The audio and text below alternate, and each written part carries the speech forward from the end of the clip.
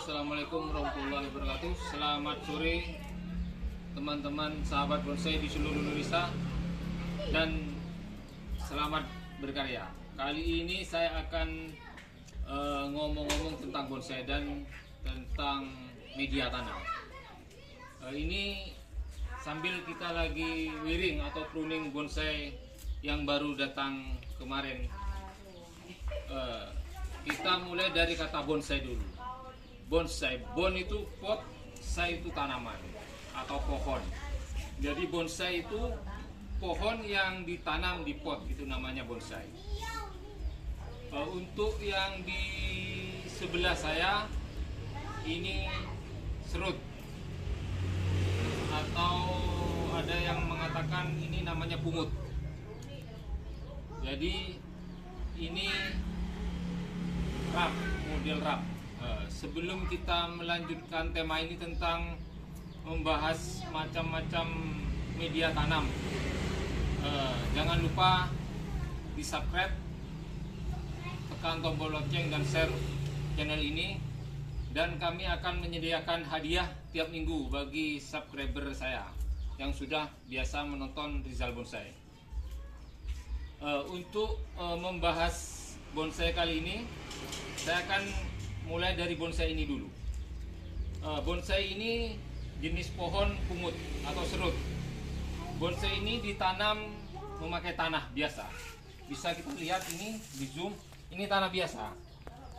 Jadi dia akan mengalami kepadatan. Setelah lama ini mengalami kepadatan. Jadi kalau media tanah biasa atau tanah liat, semakin lama semakin padat, jadi kesuburannya akan berkurang. Yang akan terjadi pada bonsai kita apabila melakukan itu, satu, bonsai akan mudah mati ranting. Ini banyak yang mati ranting karena ini banyak, bisa di zoom, ini mati ranting, banyak yang sudah kering rantingnya sebagian. Ini juga ini sampai habis. Ini rantingnya rusak karena mati. Kenapa bonsai itu bisa mati ranting? Itu alasannya itu satu, ketika kita menanam bonsai memakai media tanah liat saja, maka tanah itu setelah mengeras kita siram, sepertinya sudah banyak air yang kita siramkan, tapi padahal air itu nanti akan tidak bisa menyerap ke bawah, kurang porus airnya itu. Jadi dia hanya akan membasahi permukaan bonsai itu sendiri. Jadi kalau untuk teman-teman, saran saya kalau memakai media tanam, kita harus bisa memilih mana media tanam yang bagus untuk bonsai itu gitu. Kali ini saya akan membahas tentang media tanam. Media tanam itu ada 5 macam media tanam. Nomor 1 yaitu tanah atau tanah liat, itu sama aja, unsurnya tanah. Tanah itu bisa didapatkan di mana saja. Bisa kita buat tanam bonsai tapi hanya untuk campuran saja. Yang kedua, media tanam itu ada namanya pasir bangunan. Pasir bangunan itu cocoknya untuk apa? Kan tidak sama, tiap bonsai itu media tanamnya itu tidak sama, sesuai dengan di alamnya. Jadi kalau kita membuat bonsai, kita harus tahu bonsai itu bagaimana di alamnya. Jadi biar kita bisa menyesuaikan media tanamnya. Biasanya kalau untuk pasir bangunan itu untuk campuran, kalau kita membuat media untuk anting putri. Jadi pasir sungai atau pasir bangunan itu bagus untuk anting putri biasanya. Kalau saya selama ini, kalau yang saya uji coba, anting putri itu bisa bagus kalau kita menggunakan media pasir sungai atau pasir bangunan yang ada campuran tanahnya atau apa ya, endut kalau katanya. Jadi itu pasir bangunan yang nomor 2. Untuk yang nomor 3 itu namanya pasir malang. Sebenarnya pasir malang itu ada, bukan di Indonesia saja. Di Filipina ada, di berbagai negara juga ada pasir malang. Kenapa itu dinamakan pasir malang? Yaitu karena pasir itu pertama kali dulu di Indonesia dijual oleh orang Malang. Jadi dinamakan pasir malang. Padahal pasir itu yang banyak dijumpai itu di Probolinggo, tepatnya di sekitar desa Malasan. Jadi pasir malang itu hanyalah sebutan orang yang pertama kali menjual pasir itu atau mempublikasikan pasir itu di dunia bonsai, yaitu orang Malang. Jadi terkenal dengan pasir malang. Sebenarnya pasir malang itu ada semuanya. Pasir malang itu sebenarnya itu dari letusan gunung Merapi. Jadi letusan gunung Merapi, lavanya yang sudah mengeras itu jadi pasir malang. Dalam bahasa Inggrisnya itu lava rock, atau ada yang juga mengatakan itu volcanic stone. Jadi pasir malang itu awal mulanya tercipta dari letusan gunung berapi. Jadi setelah meletus mengendap beberapa puluh tahun atau bisa ratusan tahun, sehingga terbentuklah butiran-butiran pasir malang itu. Untuk pemakaian pasir malang itu juga bervariasi. Kalau kita menggunakan pasir malang biasanya cenderung dengan pohon sendiki. Jadi pohon sendiki itu ngetren pakainya pasir malang, sebab memang media itu yang selama ini cocok untuk sendiki. Jadi untuk pemakaian pasir malang biasanya dipakai untuk sendiki. Tapi kalau untuk sendiki, kalau kita mau menggunakan pasir itu secara bagus, alangkah baiknya pasir itu diayak dulu. Jadi kan pasir malang itu ada dua, ada pasir malang yang halus, ada pasir malang yang kasar. Jadi kita ayak dulu. Yang dicari itu ukuran 2 cm sampai 5 cm yang bagus. Diameternya itu 1 sampai 5 cm. Kalau 2 mili sampai 5 mili. Kalau sudah 5 mili sampai 1 cm itu biasanya kurang bagus ke tanaman, sebab terlalu banyak rongga kalau di pot, terlalu banyak rongga karena dia besar-besar. Kurang padat, kurang padat nanti di pot itu, jadi terlalu berongga. Kenapa kita pakai pasir malang? Alasannya itu sebab pasir malang itu nomor 1 porus. Sebab bonsai itu yang penting kalau disiram itu bisa tembus ke bawah, sebab akar yang di bawah itu penting juga untuk air. Jadi untuk pemakaian sendiki biasanya pasir malang. Yang nomor 3 ya. Ini yang nomor 4 itu namanya pames. Pames itu media tanam yang bernama pames itu yaitu sebuah batu apung. Itu sebenarnya batu yang ringan sekali. Biasanya dia mengapung. Dia berpori-pori yang biasanya ada di pesisir pantai itu batu. Jadi pames itu biasanya digunakan untuk campuran penanaman sendiki. Kan biasanya ada media yang putih dibungkus plastik, biasanya kita jumpai itu namanya pames. Jadi pames itu kalau kita mau menggunakan, dia itu digiling dulu atau ditumbuk dulu sampai mencapai sedemikian halus, sampai yang seperti yang kita inginkan. Jadi tidak bisa langsung digunakan, sebab pames itu biasanya bentuknya agak besar-besar. Jadi seperti kerikil atau agak besar batu, tapi dia mengapung dan berongga, berpori-pori. Pames itu bisa digunakan karena dia juga menyerap air. Setelah dia ditaruh di pot, dia juga porus. Jadi kegunaannya itu. Makanya dia bisa membuat suatu pohon itu subur, karena dia bisa menyerap air. Itu yang nomor 4, yaitu pames. Untuk media yang nomor 5, ini biasanya kalau di Indonesia ada tapi jarang. Sebab media ini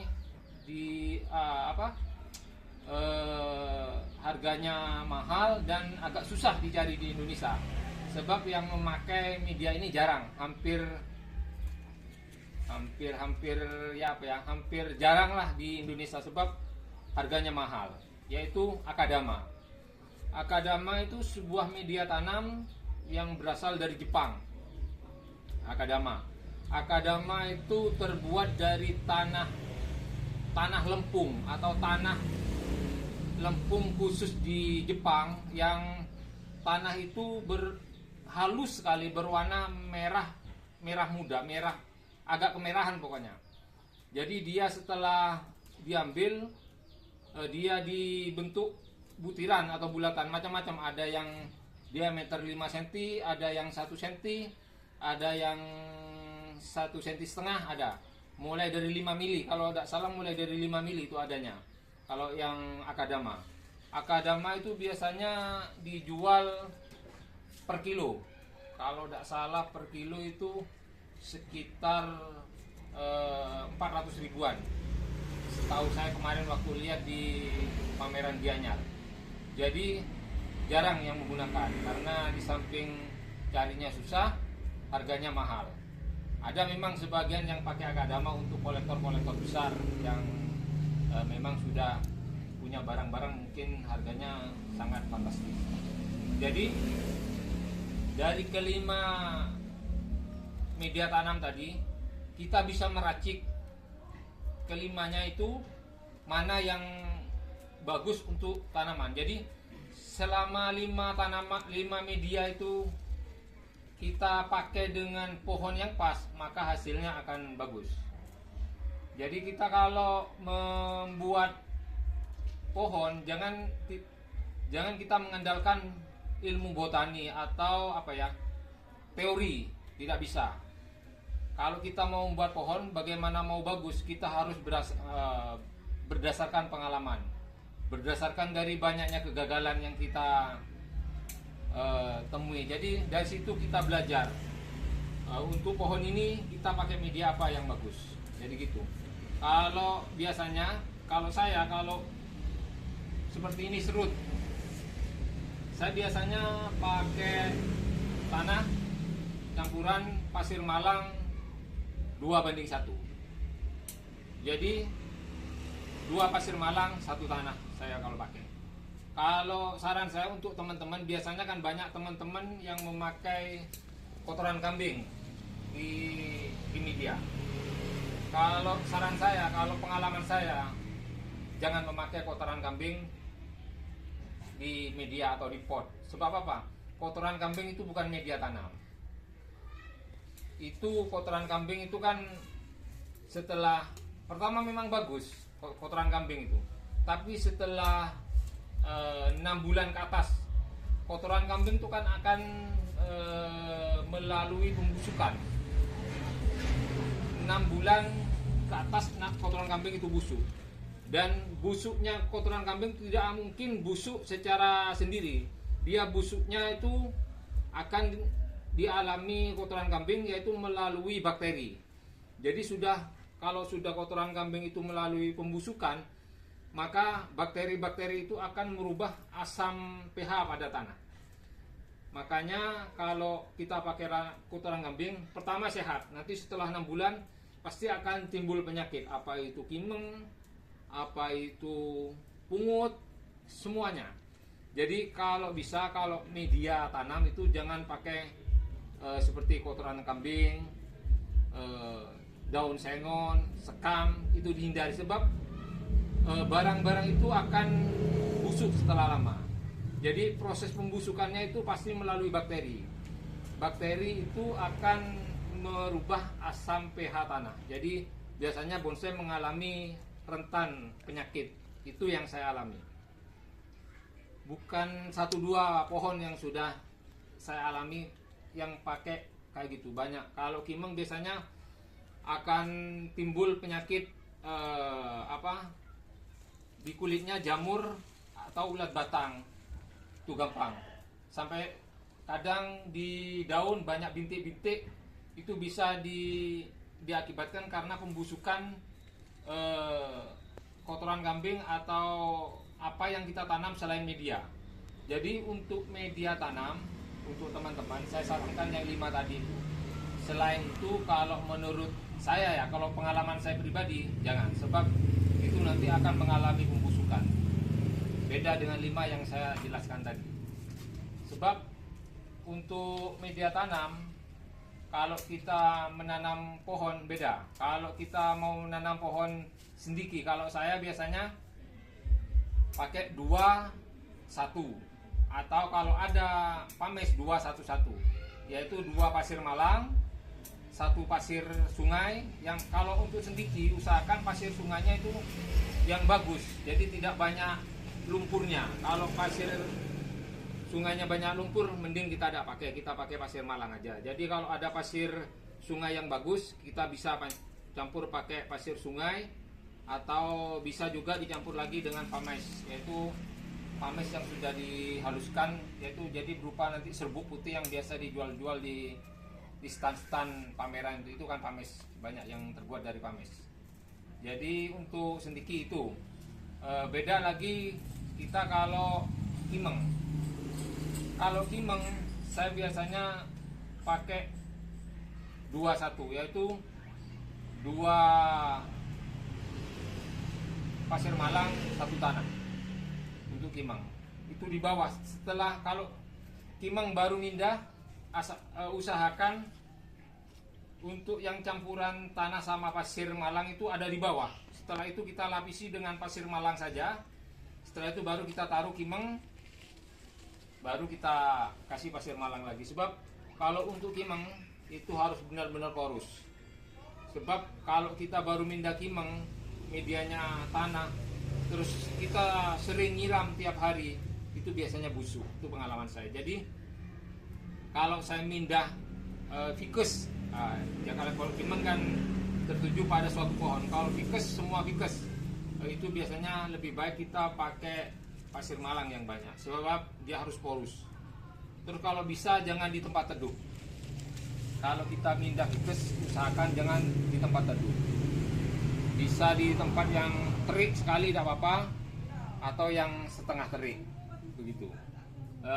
Untuk pohon lain seperti banyak macam-macam pohon yang beda-beda, seperti lohansum, itu beda lagi perlakuannya. Kalau kita menanam lohansum, kita pakai apa, itu beda-beda kan, menurut pengalaman kita masing-masing. Jadi kita tidak boleh terpaku pada suatu teori. Kita lebih baik menggunakan pengalaman yang kita alami. Jadi guru yang bagus itu adalah pengalaman. Jadi kita bisa mengetahui mana kekurangan kita dalam menanam bonsai, begitu. Untuk bonsai ini sebenarnya sudah kematangannya sudah sekitar 80%. Sudah, penataannya juga bagus, tinggal ini nanti ada sebagian ranting yang harus mengulang.